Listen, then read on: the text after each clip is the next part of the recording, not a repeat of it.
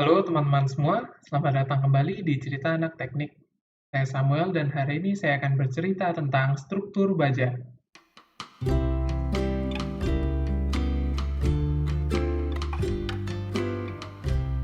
Struktur baja mempunyai daftar cerita sebagai berikut. Dan hari ini saya akan berbicara tentang batang tarik. Tahanan tarik elemen dijelaskan dalam beberapa aspek, yaitu pertama ada batasan kelangsingannya, kedua ada luas bruto dan neto, yang ketiga ada luas neto efektif, yang keempat kekuatan tariknya, 5 keluntuhan geser blok pada lubang-lubang baut di sambungan. Pertama saya akan membahas tentang batasan kelangsingannya. Menurut SNI 1729 tahun 2019 pasal D1, tidak ada batas kelangsingan maksimum untuk komponen struktur yang mengalami tarik. Namun di sini saya akan memberikan catatan bahwa untuk komponen struktur yang didesain berdasarkan tarik, rasio kelangsingan atau L per R lebih baik tidak melebihi 300. Saran ini tidak berlaku pada batang berpenampang bundar ataupun gantungan yang mengalami gaya tarik, di mana R merupakan jari-jari girasi atau akar momen inersia terhadap luas penampang. Hal ini disarankan agar ketika pelaksanaan, profil yang digunakan tidak terlalu langsing sehingga ketika ereksi tidak ada permasalahan yang dihadapi seperti munculnya torsi tak terduga.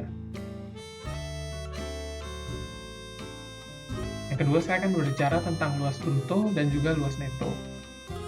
Luas bruto dan luas neto komponen struktur tarik harus ditentukan sesuai dengan pasal B4.3 SNI 1729 tahun 2019, di mana luas bruto adalah luas penampang melintang total, dan luas neto adalah jumlah hasil kali ketebalan dan lebar neto setiap elemen yang memiliki beberapa ketentuan, di mana pertama, untuk perhitungan luas neto untuk tarik dan geser, lebar lubang baut harus diambil 2 mm lebih besar dari dimensi nominal lubang.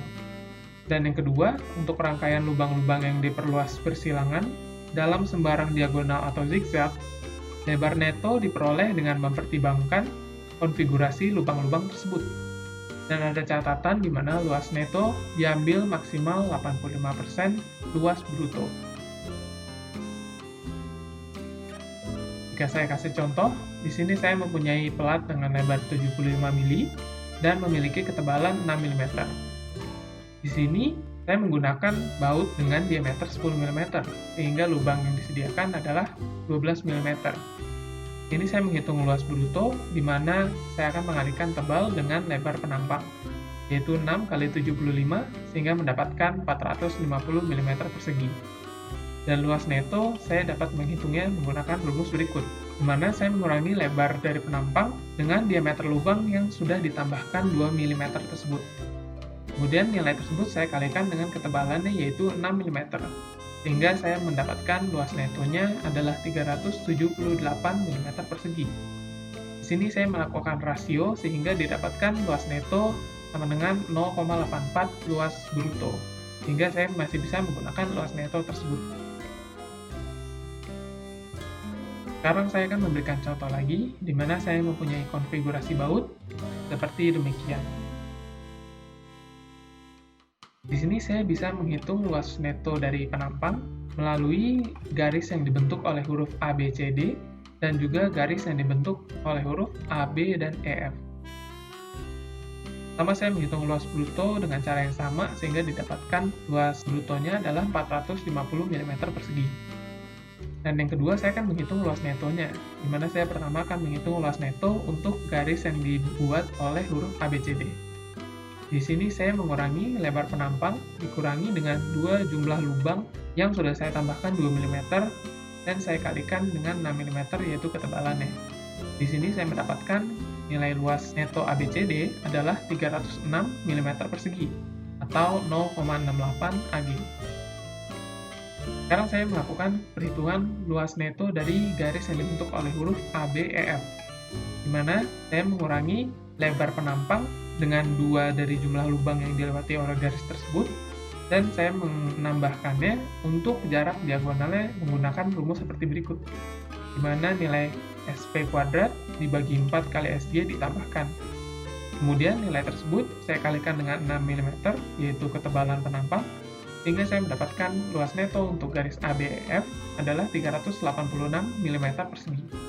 Di sini saya melakukan rasio terhadap luas brutonya, dan saya dapatkan rasionya adalah 0,857, di mana hal tersebut sudah melebihi 0,85 AG.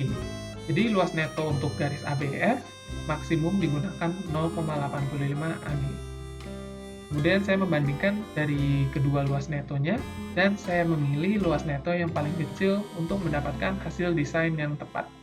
Sehingga saya memilih luas neto 306 mm persegi. Sekarang saya akan masuk ke luas neto efektif. Luas neto efektif atau saya sebut AE dapat dihitung sebagai berikut. AE sama dengan AN dikalikan U, di mana U merupakan koefisien reduksi dari shear lag. Ini U dapat dihitung menggunakan rumus yang telah diberikan, di mana nilai maksimum U adalah 0,9. X merupakan jarak dari titik berat penampang yang tersambung secara eksentris ke bidang pemindahan beban. Dan L merupakan panjang sambungan dalam arah kerja beban. Nilai U ini dapat dilihat pada tabel D3.1 SNI 1729 tahun 2019. Sekarang saya akan masuk ke kekuatan tarik. Kekuatan tarik desain komponen struktur tarik harus merupakan nilai terendah yang diperoleh sesuai dengan keadaan batas leleh tarik pada penampang bruto dan keruntuhan tarik pada penampang neto. Untuk leleh tarik pada penampang bruto, saya dapat menggunakan rumus seperti berikut, di mana saya mengalihkan luas penampang bruto terhadap tegangan leleh dari profil baja tersebut. Di sini saya menggunakan V tension sama dengan 0,9 karena keruntuhannya masih bersifat ductile. Yang kedua, untuk keruntuhan tarik pada penampang neto, saya dapat menggunakan rumus seperti demikian, di mana saya mengalihkan luas efektif dengan tegangan tarik ultimate dari profil baja tersebut. Di sini saya menggunakan V tension sama dengan 0,75 karena kegagalannya sudah tidak lagi ductile.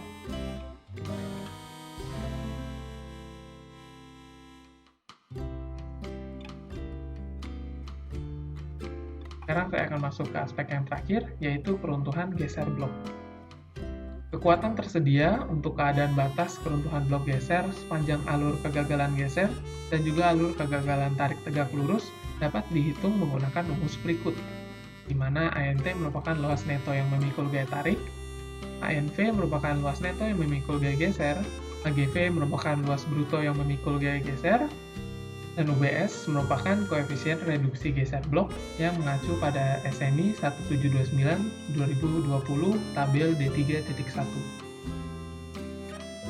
Apabila tegangan tarik seragam, maka nilai UBS dapat diambil sama dengan 1. Namun apabila tegangan tarik tidak seragam, nilai UBS diambil minimum 0,5. Sekarang saya akan menjelaskan sedikit tentang penyaluran gaya pada sambungan. Alat pengencang untuk baut atau keling dengan ukuran yang sama akan menyalurkan gaya yang sama besarnya bila diletakkan secara simetris terhadap garis netral komponen struktur tarik. Hal ini akan dijelaskan pada contoh soal. Sekarang kita akan masuk ke contoh soalnya. Di sini saya mempunyai sambungan baja yang terkonfigurasi seperti demikian. Ketahui tebal dari profilnya adalah 8 mm, diameter dari baut yang digunakan adalah 22 mm, dan untuk mutu profil baja yang digunakan menggunakan BJ37, di mana tegangan lelehnya adalah 240 MPa dan tegangan tarik ultimate-nya adalah 370 MPa. Ditanya berapakah tahanan tarik TN. Di sini Ima sedikit bingung untuk menyelesaikannya, maka mari kita semua bantu Ima untuk menyelesaikan problem tersebut. Pertama, kita akan mencari tahanan tarik leleh pada penampang bruto, yaitu menggunakan rumus 0,9 dikalikan dengan tegangan leleh dan dikalikan dengan luas penampang bruto. Di sini kita mendapatkan nilai 483,84 kN. Untuk selanjutnya, kita akan plot dulu garis untuk luas neto yang dibuat oleh konfigurasi baut tersebut. Pertama, saya akan menghitung nilai koefisien reduksi akibat adanya shear lag. Ini nilai U sama dengan 1 dikurangi 4, di mana 4 merupakan jarak dari titik berat penampang ke bidang geser pemindahan bebannya, hingga nilainya adalah setengah dari tebal profil baja yang kita gunakan, dan diambil 4 mm, yang dibagi dengan panjang keseluruhan sambungan, di mana nilai tersebut adalah 2 dikalikan 100 mm. Di sini didapatkan nilai koefisien reduksi akibat shear lag sama dengan 0,98. Namun, untuk nilai maksimumnya diambil 0,9.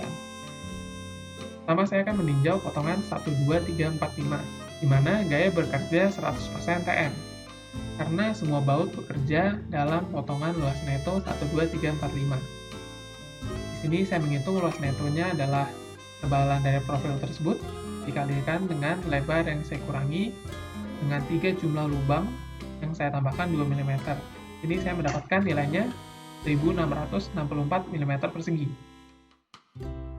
Ini saya melakukan rasio terhadap luas brutonya, dan saya mendapatkan nilai tersebut adalah 0,75, di mana saya masih dapat menggunakan luas neto tersebut.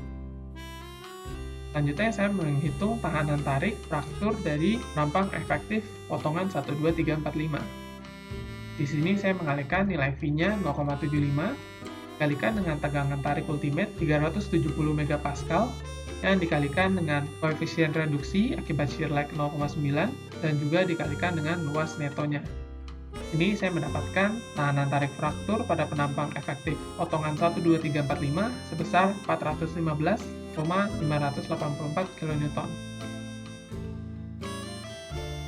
Selanjutnya, saya meninjau potongan 126, 3745, di mana gaya bekerja 100% TN karena semua baut bekerja untuk menahan gaya dari sambungan tersebut.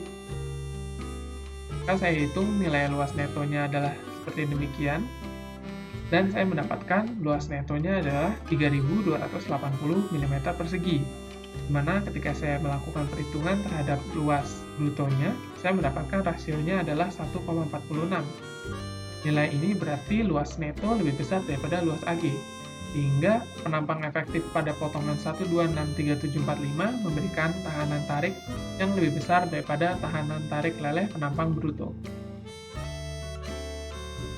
Dan yang terakhir, saya meninjau potongan 1, 2, 6, 7, 4, 5, di mana gaya yang bekerja adalah 87,5% TN. Hal ini bisa terjadi karena pada potongan 1, 2, 6, 7, 4, 5, baut pada nomor 3 tidak ikut menahan gaya yang diberikan, sehingga gaya yang masuk ke potongan 1, 2, 6, 7, 4, 5 adalah 87,5%. Hal ini didapatkan dari jumlah baut yang menyumbang tahanan tarik adalah 7, dan dibagi dengan jumlah total baut yang ada, yaitu 8, dan didapatkan nilai 87,5%. Di sini saya melakukan perhitungan luas neto kembali, dan didapatkan luas netonya adalah 2472 mm persegi.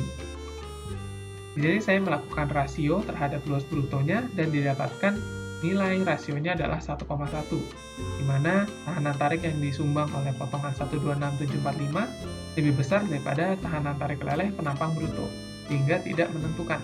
Namun di sini saya akan memberikan penjelasan untuk perhitungan tahanan tarik dari potongan 1, 2, 6, 7, 4, 5, di mana 0,875 tahanan tariknya sama dengan koefisien reduksi shear lag yang dikalikan dengan tegangan tarik ultimate dan dikalikan dengan luas neto potongan 1, 2, 6, 7, 4, 5, sehingga gaya tarik yang diperlukan untuk mencapai kegagalan di potongan 1, 2, 6, 7, 4, 5 sama dengan nilai U dikalikan dengan AM kalikan dengan FU dan dibagi dengan 0,875. Dan yang terakhir, kita akan mengecek tahanan geser bloknya. Bagian yang saya beri warna hijau ini merupakan daerah yang dapat menyebabkan kegagalan geser blok. Di sini saya memberikan warna merah dan warna kuning, di mana warna merah merupakan penampang yang mengalami gaya geser, dan yang kuning merupakan penampang yang mengalami gaya tarik. Di sini saya menghitung nilai luas neto yang mengalami tarik sama dengan 896 mm persegi. Dan untuk luas neto yang mengalami geser sama dengan 3840 mm persegi, di mana hal ini merupakan hasil penjumlahan luas penampang yang saya berikan warna merah. Dan yang terakhir, saya menghitung luas bruto penampang yang mengalami geser, sehingga saya dapatkan nilai 4.800 mm persegi. Jadi saya melakukan perhitungan pertama, hingga saya dapat tahanan geser blok sama dengan 863,136 kN. Namun selanjutnya kita akan mengecek ke batasan tahanan geser blok. Jadi saya mendapatkan nilai 742,176 kN.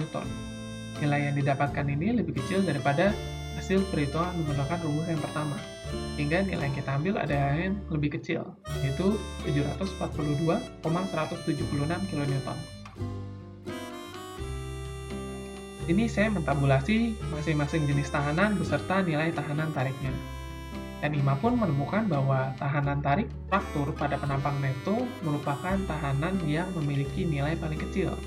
Hingga untuk tahanan tarik TN yang diperbolehkan, diambil nilai 415,58 kN akibat kegagalan fraktur pada penampang neto. IMA pun bersiap untuk menghadapi tantangan-tantangan pada cerita struktur baja selanjutnya.